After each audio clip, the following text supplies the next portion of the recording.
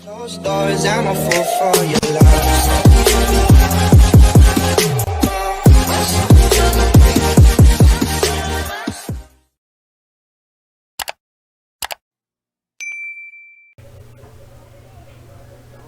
Welcome again to Math Galing Corner.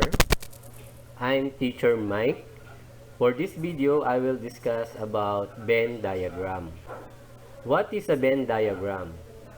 It is a diagram that makes uses of geometric shapes to show relationships between shapes. And commonly, it is a diagram that uses circles to represent sets.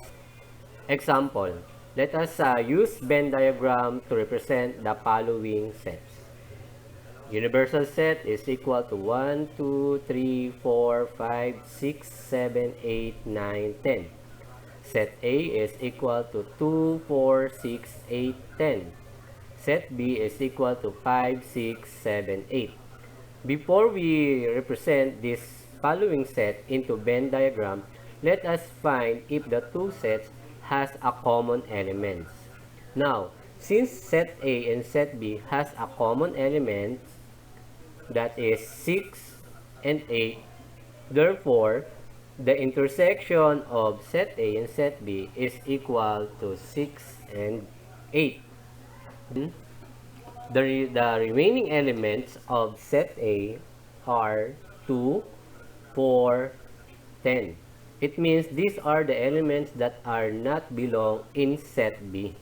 It means A minus B is equal to 2, 4, 10. While the remaining elements of set B are 5, 7, 9. It means these are the elements that are not belong in set A. That is, B minus A is equal to 5, 7, 9. And the combined elements of set A and set B are 2, 4, 5, 6, 7, 8, 9, and 10. These are now the union of set A and set B, which is equal to 2, 4, 5, 6, 7, 8, 9, 10. And the elements that are not belong in set A and set B are 1 and 3.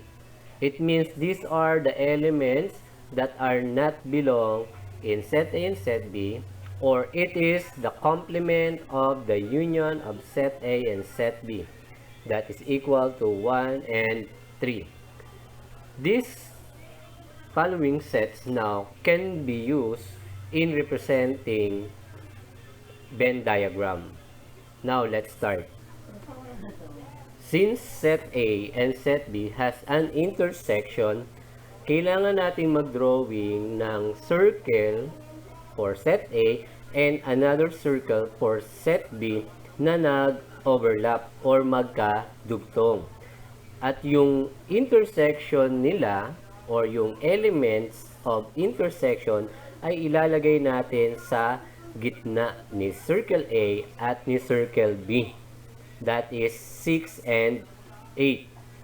Next is the difference of set A and set B, which is equal to 2, 4, 10. Ibig sabihin, ito ay mga elements na wala kay set B, pero na kay set A. At ilalagay natin yung elements na to sa side ni set A or ni circle A. That is 2, 4, and 10. While the difference of set B and set A, which is equal to 5, 7, 9, ito naman yung mga elements na wala kay set A pero na kay set B. At ilalagay natin ito sa loob ni circle B, which is 5, 7, 9. Now, since we have elements that are not belong in set A and set B, ibig sabihin, gagawa tayo ng isang rectangle na nagre-represent kay universal set. Dahil yung mga elements na wala kay set A at kay set B ay ilalagay natin sa loob ni rectangle or sa loob ni universal set. Ibig sabihin, yung 1 and 3 ay ilalagay natin sa loob ni rectangle. That is 1 and 3. Another example. Universal set is equal to 2, 3, 4, 5, 6, 7, 8, 9, 10, 11. Set A is equal to 2, 3, 4, 5, 6, 7, 8. And set B is equal to 2, 4, 6, 8. Again, let us find first if the two sets has a common elements. Now, the common elements of set A and set B are 2, 4, 6, 8. It means the intersection of set A and set B are 2, 4, 6, 8. And the remaining elements of set A are 3, 5, 7. That is the difference of set A and set B, or A minus B is equal to 3, 5, 7. And the combined elements of set A and set B are 2, 3, 4, 5, 6, 7, 8.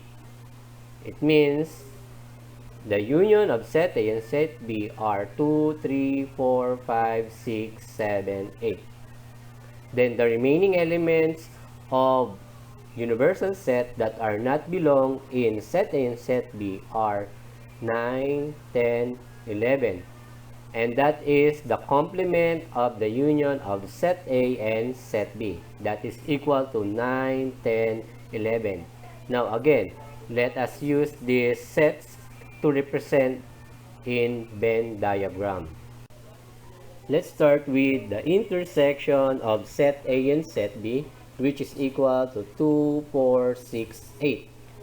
Now, since meron siyang intersection, kailangan nating mag-drawing ng dalawang circle. Yung una ay for circle A and another is for circle B. Bakit kaya nasa loob ni circle A si circle B? Dahil lahat ng elements ni circle B ay nakapaloob kay circle A. It means set B is a subset of set A. Dahil nga yung mga elements ni circle B ay nakay circle A din.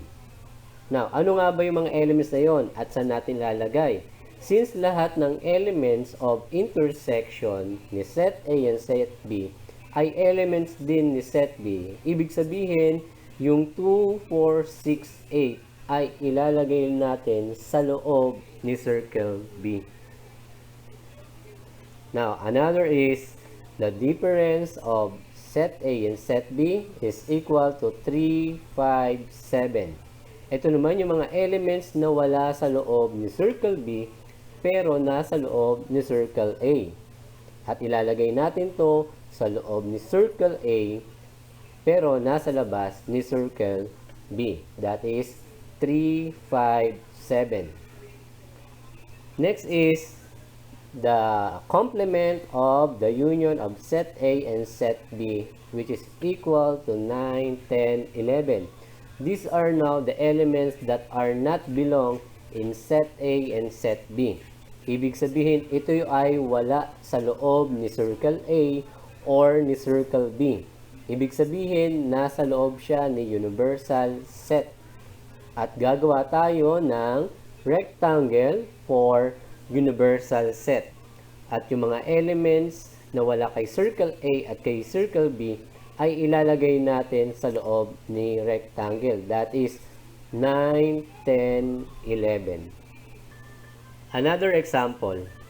Universal set is equal to A, B, C, D, E, F, G, H, I, J, K. Set C is equal to B, C, G, K. Set D is equal to A, F, I, J. Again, let us find if the two sets has a common elements. Since si set C at set D ay walang common elements, kailangan nating mag-drawing ng dalawang circle na nag-represent kay set C and another circle for set D na magkahiwalay. Bakit kaya magkahiwalay? Dahil wala naman silang common elements or tinatawag tong disjoint. Ano nga ba yung mga elements ni set C? Ito ay B, C, G, K. At yung mga elements na to ay ilalagay natin sa loob ni circle C. That is B, C, G, K. At yung mga elements naman ni set D ay A, F, I, J. At ito naman ay ilalagay natin kay circle D. Yung A, F, I, J. Since meron tayong mga natitirang elements kay universal set, which is D, E, H, ibig sabihin, gagawa tayo ng isang rectangle na nagre-represent kay universal set. And again, ilalagay natin to sa loob ni rectangle, pero wala sa loob ni circle C at ni circle D. That is the D, E, H. Another example, set A is equal to 2, 5, 6, 8, 9. Set B is equal to 1, 3, 7, 9. And set C is equal to 4, 7, 8, 9, 10. Again, let us find if that given set has a common elements. Since the common elements of set A, set B, and set C is 9, kailangan natin mag-drawing ng tatlong circle na nagre-represent sa tatlong set. Yung una ay circle A, pangalawa ay circle B, and circle C na nag-intersect or magkakatugtong.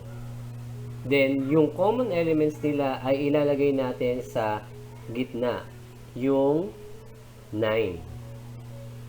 Then, hanapin natin kung ano pa yung mga common elements ng bawat sets. Now, since dito ay may common elements si set A at set C na 8, ilalagay natin to sa pagitan ni circle A at ni circle C, pero nasa labas ni circle B. Dito natin ilalagay si 8 o yung elements na 8. Then, yung common elements naman ni set B at set C na 7 ay ilalagay naman natin sa pagitan ni circle B at circle C, pero nasa labas ni circle A. Ilalagay natin to dito, yung 7. Then, the remaining elements of set A is 2, 5, 6. Ibig sabihin, ito yung mga elements na wala kay set B at kay set C. Kaya ilalagay na ito sa bahagi lamang ni circle A. That is 2, 5, 6. And the remaining elements of set B is 1 and 3. Ito naman yung mga elements na wala kay set A at kay set C. Kaya ibig sabihin, ilalagay natin to sa loob ni circle B na hindi kabilang sa loob ni circle A at ni circle C. That is 1 and 3. And the remaining elements of set C, which is 4 and 10, ito naman yung mga elements na wala kay set A at kay set B. Kaya ilalagay natin to sa loob ni circle C, pero sa labas ni circle A at circle B. That is 4 and 10. Another example.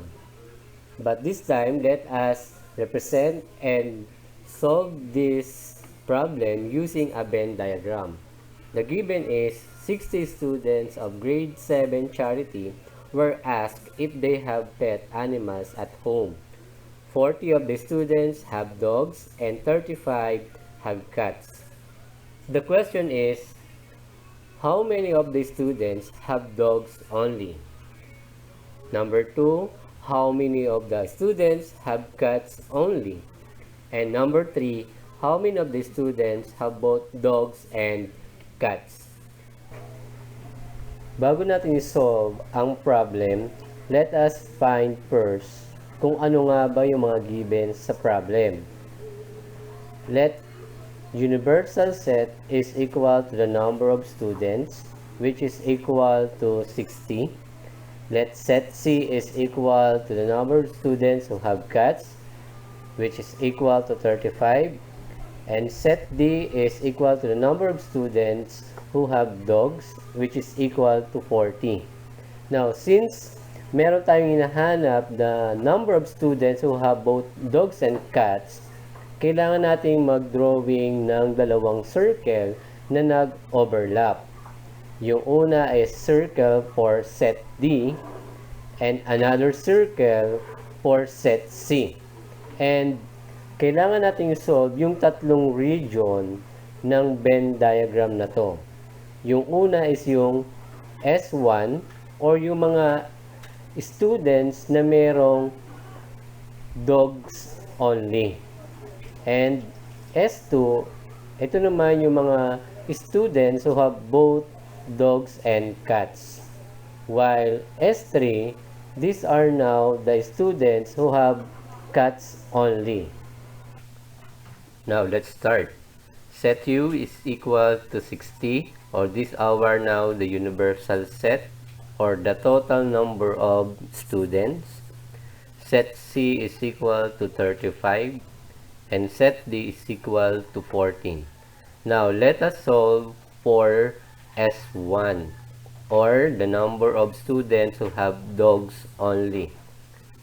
Since we are looking for the number of students who have dogs only, and the total number of students is equal to 60, therefore S1 plus S2 plus S3 is equal to 60, and this our now equation number 1. And S2 plus S3 is equal to 35. These are now the number of students who have cats. And this our now equation number 2. At gamit yung dalawang equation na to, isusubtract natin silang dalawa. Now, yung parehas na term na S2 is cancelled out. And ganun din si S3. Dahil ang equal nila ay 0. Therefore, ang matitira ngayon ay si S1. Then, let us subtract 60 minus 35 is equal to 25. Therefore, S1 is equal to 25. These are now the number of students who have dogs only. Now, another. Let us solve now for S3. Or students who have cats. Again, S1 plus S2 plus S3 is equal to 60. These are now the total number of students, and this our equation number 1. And since we are looking for the number of students who have cats only, we need to use S1 plus S2 is equal to 40. These are now the number of students who have dogs. And this our now equation number 2. And let us subtract these two equations. Cancel out natin yung parehas na term na S1 at yung S2. At ang matitira ngayon ay si S3. Then let us subtract 60 minus 40 is equal to 20. Therefore, S3 is equal to 20. These are now the number of students who have cats only. Then, the third is S2, or students who have cats and dogs. Now, since meron tayong mga given na, let us use S1 plus S2 is equal to 40. These are now the students who have dogs. And this our now equation number 1. Since meron na tayong number of students na may dogs lang, na equal to 25, ito yung gagamitin na natin. And these are now S1 is equal to 25. These are now the students who have dogs only. Again, let us subtract these two equations. Cancel natin yung parehas na term na S1 at ang matitira ay S2. Then subtract natin yung number 40 minus 25 is equal to 15. Therefore, S2 is equal to 15. These are now the number of students who have both cats and dogs. Since tapos na nating isolve ang mga regions sa Venn diagram, we can answer now the questions in the problem. The question number 1 is, how many of the students have dogs only? Based on our solution, the number of students who have dogs only is 25. And you can see in the Venn diagram, the shaded area o yung may shade na black doon sa Venn diagram na bahagi ni D, yun ang mga estudyante na merong alagang aso lang. For question number 2, how many of the students have cats only? Based on our solution, the number of students who have cats only is 20. At makikita natin yan dito sa Venn diagram, yung shaded part ni Circle C, yun yung mga students na merong alagang cats lang. And for third question, how many of the students have both dogs and cats? And based nga dun sa ating solution, the number of students who have both dogs and cats is 15. At dito sa Venn diagram, makikita natin yung shaded part sa pagitan ni Circle D at ni Circle C na naka-black. Yun yung part na merong alagang aso at pusa.